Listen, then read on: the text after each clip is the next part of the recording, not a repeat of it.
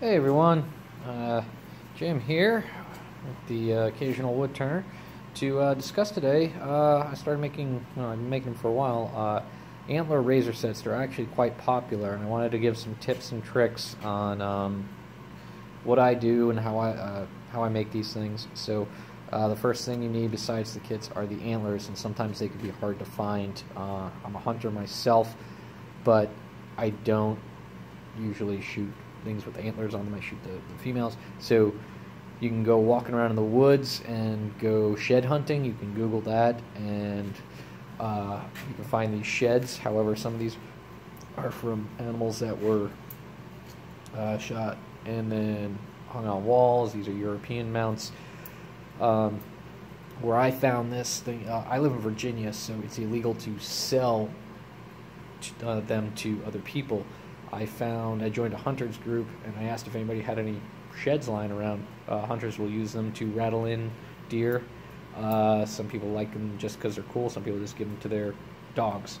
But I found a guy that gave me this whole pile. I mean, he gave me a whole ton of it. Normally I used to get it off of Penn State or Craft Supply USA. Craft Supply stopped carrying it because they couldn't get enough. And Penn State raised their prices so high that it was not worth it to me. It was about $30 some odd a pound.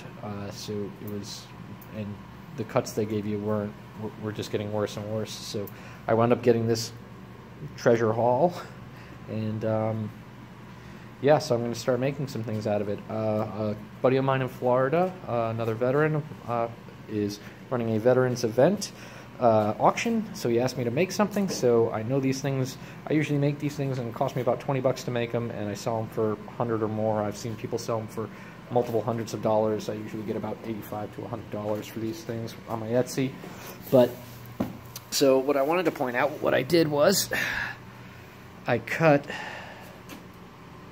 the end of an antler, and I'm going to make that the razor. I just sprayed some clear coat on it. And then I cut another piece that's going to be the shave brush handle. What you got to understand about antlers is, just like a lot of pieces of wood, they're not straight. So when you're dealing with it, what you want to do is, especially with these handles, because you're going to want the thicker part, is you drill a 7mm hole down about an inch or so, and then you get a tap, 5/8 inch tap. That I mean, if you make bottle turners and everything else like that, that will fit on that. So there's that bit. You get one of those, you screw it down. What you got to understand about these things is that's the marrow. Not really marrow, because it's not bone, it's hair.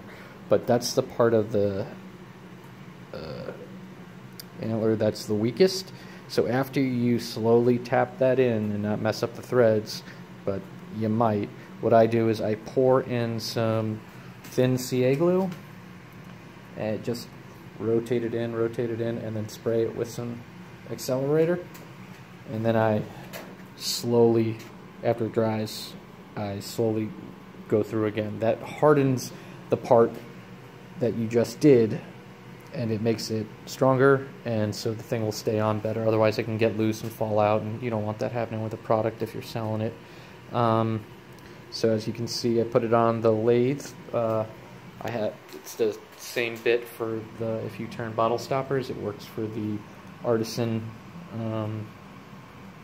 shaving brush. So you screw it on, and you can see it's not completely round, but it gives it a really nice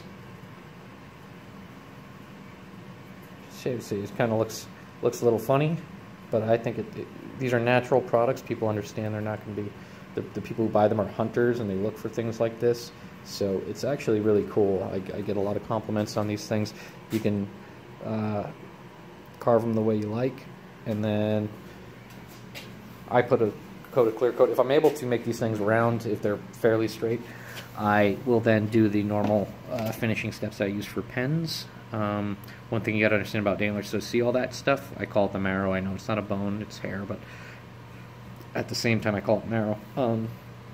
That stuff, once you start getting into it, you have to strengthen it with CA glue, so you basically have to stop, fill it, let it dry, or spray it with accelerant, and then go again, and then you stop every little bit. If you go too hard on this stuff, it just melts. It's gross.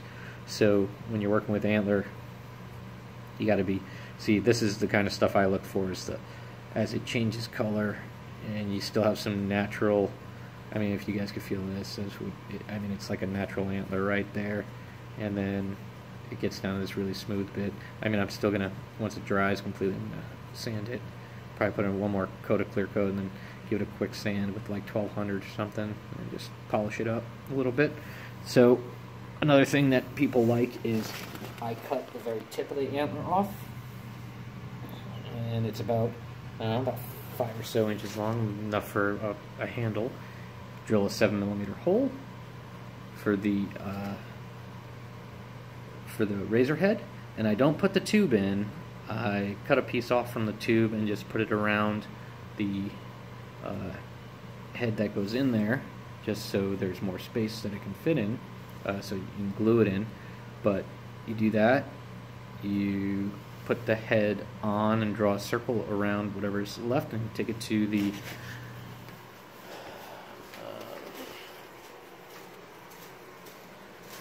take it over to your sander, and you sand down the bits. And then once you're done finishing it, you put the head on, and I mean, it'll, here, I guess I can show you. Sorry guys, I'm still not the best at this video stuff. Still learning. So it'll fit in like that. Still needs to be pressed in and stuff, but at that point it'll fit like that on the stand. There you go. And I just cut the body piece. And what I like to do with these body pieces is find a bit that's kind of bent, so when you turn it one side that doesn't get actually trued up on the lathe, will have a natural piece to it. It'll have just like on the handle, natural. I also like to cut from the same antler if I can.